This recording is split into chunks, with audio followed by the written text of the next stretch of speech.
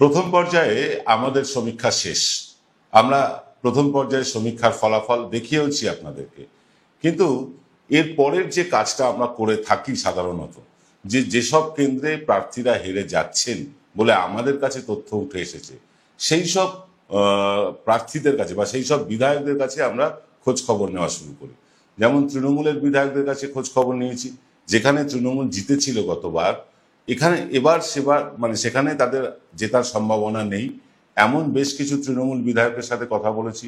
আবার কথা বলেছি বেশ কিছু বিজেপি বিধায়কের সাথে, যারা গতবার জিতেছিলেন কিন্তু এবছর তাদের আর জেতার কোনো সম্ভাবনা নেই। এরকম হিট লিস্টে আছেন 28 জন বিধায়ক। 28 জন বিধায়ক বিজেপির হিট লিস্টে আছেন, যারা গতবার বিজেপির টিকিটে জিতেছিলেন। এই 28 জনের মধ্যে 11 জন আবার ইতিমধ্যেই তারা শিবির বদল করেছেন।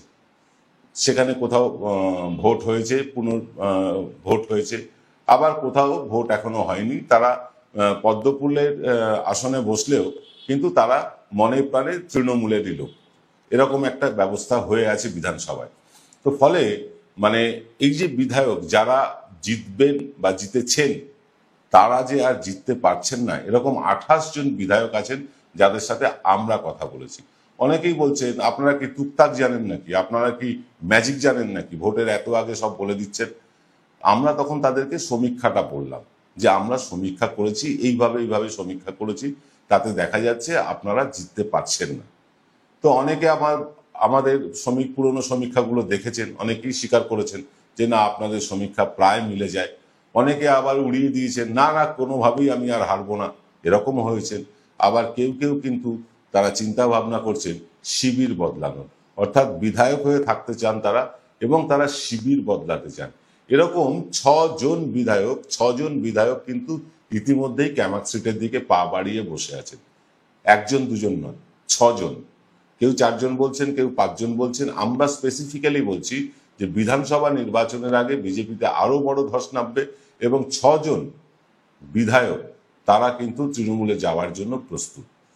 28 জনের মধ্যে আগেই বললাম যে 11 জন ইতিমধ্যে শিবির বদল করেছেন, পদ্ম শিবিরে নেই আর।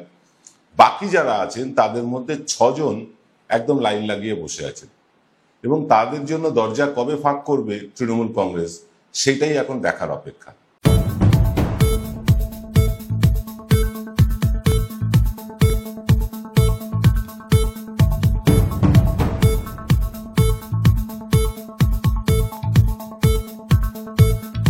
This YouTube channel does not promote any violent, harmful, or illegal activities.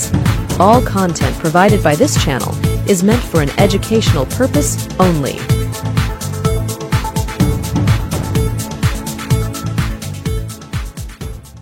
নমস্কার, আমি আপনাদের প্রবীর বিশ্বাস। শুরু করলাম আজকের প্রতিবেদন। দেখুন, আমরা আগেই বলেছি যে বিজেপিতে বড় ধস নামতে চলেছে, বিশেষ করে উত্তরবঙ্গে বড় ধস নামছে। তার কারণও আপনাদের ব্যাখ্যা করেছি। কর্মীরা বলছেন, যারা স্থানীয় কর্মী তারা বলছেন, যেখানে নেতারাই সুরক্ষিত নন, নেতাদেরকেই সুরক্ষা দিতে পারে না দল, সেখানে কর্মীরা কোন ছাড়, কর্মীদের কোনো সুরক্ষাই নেই।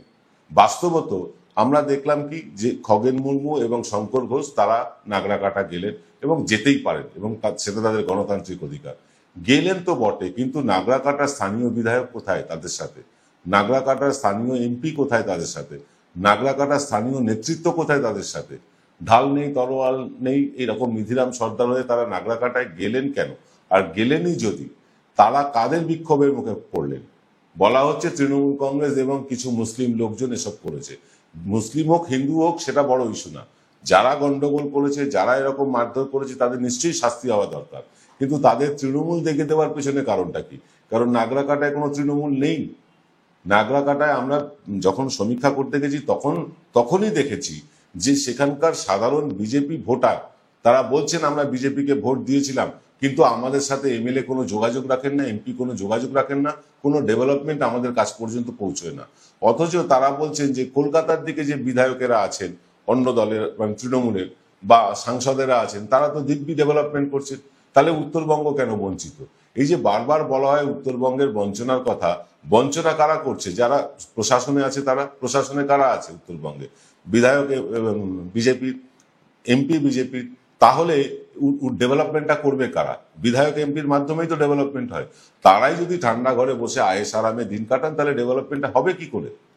পশ্চিমবঙ্গ সরকার তারা লক্ষ্মীর ভান্ডার হয়তো পৌঁছে দিতে পারেন সেখানকার মানুষের কাছে, তারা পশ্চিমবঙ্গের যে আমার বাড়ি প্রকল্প, সেই প্রকল্পের হয়তো কিছু বাড়ি তারা করে দিতে পারেন, কিন্তু আসল কাজটা ইমপ্লিমেন্ট করতে হবে তো বিধায়ক এমপি বা স্থানীয় প্রশাসনের দ্বারা। সেখানে সবই তো পঞ্চায়েত, পৌরসভা, বিধানসভা, লোকসভা সবই তো বিজেপি। তো ইমপ্লিমেন্টটা যারা করবে তারাই যদি অপারগ হয়, তাহলে মানুষের কাছে উন্নয়নটা পৌঁছবে কি করে? আসলে শুভেন্দু অধিকারী একটা গুরুত্বপূর্ণ কথা বলেছিলেন। শুভেন্দু অধিকারী বলেছিলেন, আবাস যোজনার টাকা আটকেছি, 100 দিনের কাজের টাকা আটকেছি, এরপরে দ্বাদশ যোজনা কমিশনের টাকাও আমরা আটকাবো, দ্বাদশ অর্থ কমিশনের টাকাও। এই টাকাগুলো কার? শুভেন্দু অধিকারীরও না, মমতা ব্যানার্জিরও না।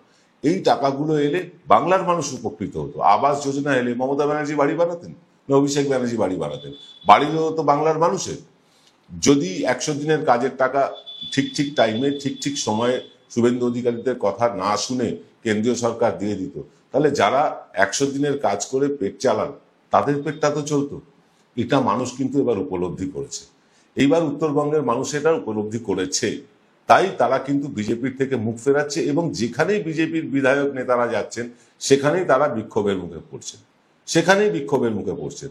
অথচ দেখুন, এই নাগরাকাটায় যেখানে গন্ডগোলটা হয়েছে, সেখানে মাত্র কয়েক ঘন্টাও না, 1-1.5 ঘন্টা আগে সেখান থেকে শ্রমিক ভট্টাচার্য পাস করেন।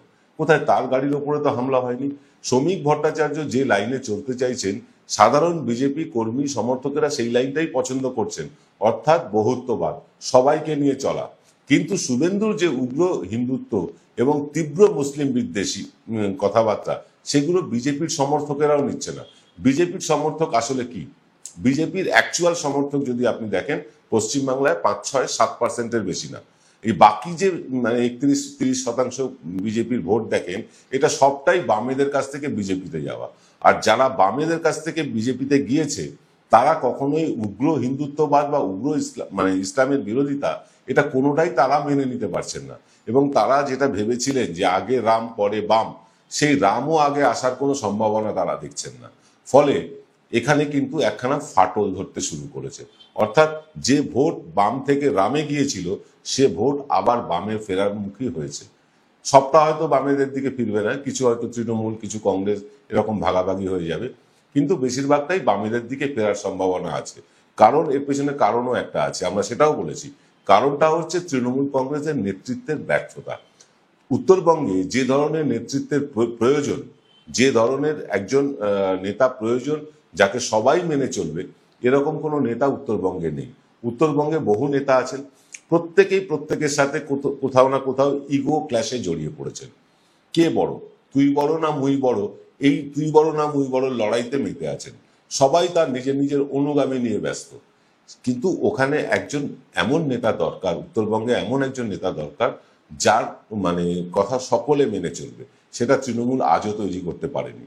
ফলে বিক্ষিপ্তভাবে কোনো জায়গায় কোনো পকেটে কোনো নেতার কিছু হয়তো অনুগামী তৈরি হয়েছে, কিন্তু সামগ্রিকভাবে তৃণমূল এখান থেকে লাভবান হবে না, আগেই বলেছি। এবার আপনাদেরকে বলি কোন বিধায়ক ক্যামাক্সেটের দিকে পা দিয়ে আছেন, শেক্সপিয়ার সরণের দিকে পা দিয়ে আছেন। এরকম 6 জন বিধায়ক আছে। আপনারা ভাবছেন 6 জনই হয়তো উত্তরবঙ্গের, না, 6 জন উত্তরবঙ্গের না। অন্তত 2 জন বিধায়ক আছেন যারা উত্তরবঙ্গের বাইরে, যাদের জেতার সম্ভাবনা নেই। আমরা যখন তাদের সাথে কথা বলেছি, তাদের মুখেও হতাশা স্পষ্ট হয়ে উঠেছে।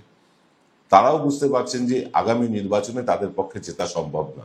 এরকম 6 জন বিধায়ক আছেন, তার মধ্যে 4 জন উত্তরবঙ্গের আর 2 জন দক্ষিণবঙ্গের। আমরা এখনো সবটা যোগাযোগ করে উঠতে পারিনি, আমরা সমস্ত বিধায়কদের সাথে যোগাযোগ করে উঠতে পারিনি। কিন্তু এটা ঠিক, ধরুন এই রুদ্রনীল ঘোষ বা এই ধরুন শঙ্কুদেব পণ্ডা, এরা আগামী নির্বাচনে বিজেপি পর্যদস্ত হলে এরা বিজেপিতে থাকবেন না, আবার ডিগবাজি খাবেন। এরকম কিন্তু বহু নেতা আছেন পাড়ায় পাড়ায়, গ্রামে গ্রামে, এলাকায় এলাকায়, যারা কিন্তু ডিগবাজি খাবেন, যারা হয়তো বিধায়ক নন, যারা হয়তো সাংসদ নন, যারা হয়তো কোনো সাংগঠনিক পদে সেভাবে নেই, কিন্তু তারাও যারা আশা করে গিয়েছিলেন যে বিজেপি আসবে, আমাদের মৌরসিপাটটা চলবে, তারাও কিন্তু এবার মুখ ফেরাতে শুরু করেছেন বা মুখ ফিরিয়ে নিয়েছেন অনেকে। বহু লোক তো ঘরে বসে গিয়েছেন। শ্রমিক ভট্টাচার্য সভা করতে যাচ্ছেন, দুপুর 1:30টার সময় সভা, লোকজন একটাও নেই, সে ফাঁকা মাঠের ছবি পর্যন্ত ভাইরাল হয়ে যাচ্ছে। বুঝতে পারছেন অবস্থাটা কোথায় গিয়ে দাঁড়িয়েছে। অর্থাৎ বিজেপির এখন নেতা আছে কিন্তু সমর্থক নেই। এই সমর্থকহীন নিয়ে বিজেপি কতদূর রেজাল্ট করবে সে নিয়ে কিন্তু বিভিন্ন সংস্থা ইতিমধ্যে আমাদের মতোই সার্ভে করা শুরু করেছে।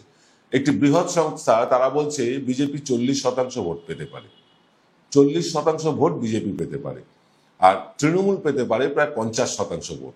এই 10%-এর ভোটেই তৃণমূল 215-20টা আসন পেয়ে যাবে। আর এই মানে সমীক্ষার রেজাল্ট শুনে বিজেপির মধ্যে কিন্তু পালাই পালাই ভাব শুরু হয়েছে।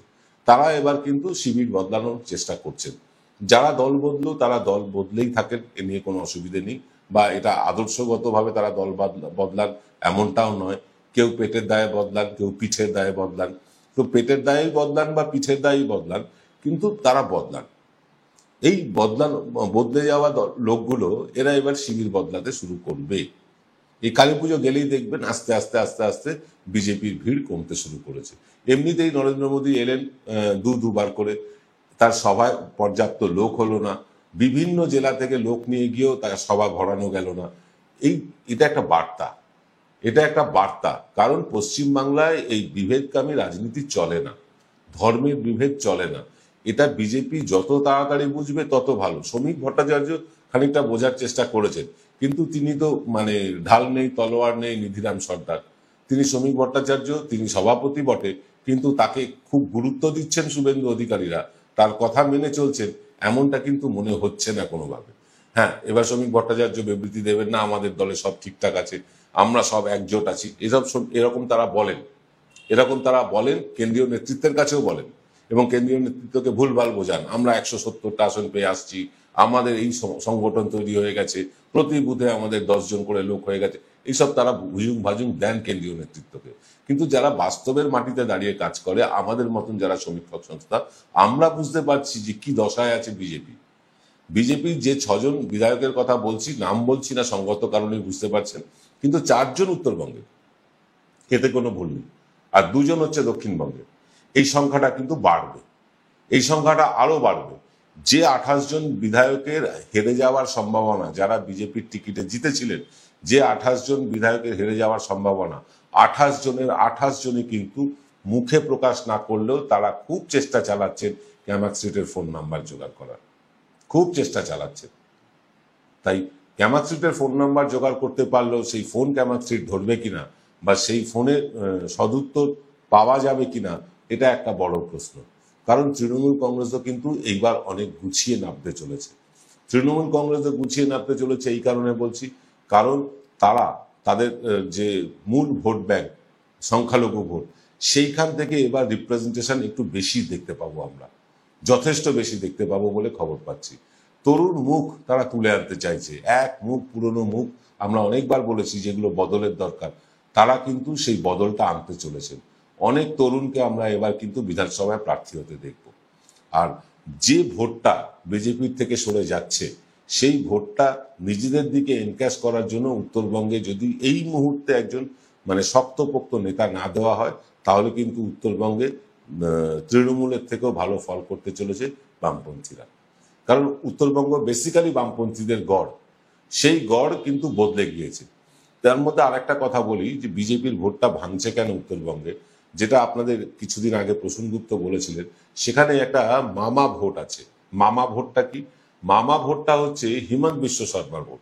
হিমন্ত বিশ্ব শর্মাকে সেখানকার রাজবংশী সম্প্রদায়ের মানুষ আদর করে মামা বলে ডাকেন, তার একটা প্রভাব আছে। কিন্তু আদানিদেরকে একটা জেলার সবার জমি দিয়ে দেওয়া এবং সেইখানে মূলত রাজবংশীদের ক্ষতিগ্রস্ত হওয়াটা এখানকার রাজবংশীরা মেনে নিতে পারছে না। তাই মামা হাওয়া কিন্তু উত্তরবঙ্গ থেকে গায়েব, মামা হাওয়া আর নেই। মোদি হাওয়া সারা দেশেই গায়েব, বুঝতে পারছেন। আজকে ভোজপুরে পার্টি অফিস জ্বালাচ্ছে সাধারণ মানুষ বিজেপির, লাদাখে জ্বালাচ্ছে, এরকম বিভিন্ন জায়গায় বিজেপির প্রতি জনরোষ তৈরি হচ্ছে। বিধায়করা বিভিন্ন জায়গায় মার খাচ্ছে। বিহারে তো দেখলেন কিভাবে ছুটিয়ে ছুটিয়ে মারছে মানুষ। এরা কিন্তু কোনো রাজনৈতিক দলের নয়, সাধারণ মানুষ। ডাবগ্রাম ফুলবাড়ির মহিলা বিধায়ক, তাকে পর্যন্ত হেনস্থা হতে হচ্ছে। কাদের কাছে? সাধারণ মানুষের কাছে। কেউ পতাকা নিয়ে যায়নি, কেউ বলছে না সেখানে তৃণমূল কংগ্রেস জিন্দাবাদ, কেউ বলছে না বামফ্রন্ট জিন্দাবাদ, কিন্তু সাধারণ মানুষ বলছেন যে আপনাদের তো দেখাই যায় না। এটা হচ্ছে বাস্তব সত্য, চরম সত্য, গ্রাউন্ড রিয়ালিটি। এই সত্যটা বিজেপি মানতে চাইছে না। তারা ধরেই নিয়েছেন তারা একবার বিধায়ক হয়ে গিয়েছেন মানে সারা জীবন বিধায়ক থাকবে। এটা হয় না। মানুষের কাছে যেতে হয়, মানুষের পাশে থাকতে হয়, মানুষের কথা শুনতে হয়। জনসংযোগটা একজন রাজনৈতিক নেতার সবচেয়ে বড় হাতিয়ার। সেই জনসংযোগটাকেই খুইয়ে ফেলেছে উত্তরবঙ্গে বিজেপি, এবং তাদের মধ্যে একটা আশঙ্কা তৈরি হয়েছে যে উত্তরবঙ্গটা মানে যে ধস নামা শুরু হয়েছে, সেই ধস যদি অব্যাহত থাকে তাহলে যে 22 জন বিধায়ক উত্তরবঙ্গ থেকে বিজেপি জিতেছিল তার অর্ধেকও জিতবে কিনা তা নিয়ে কিন্তু একটা কোয়েশ্চেন মার্ক থাকছেই। আজ এই পর্যন্ত, সকলে ভালো থাকবেন। নমস্কার।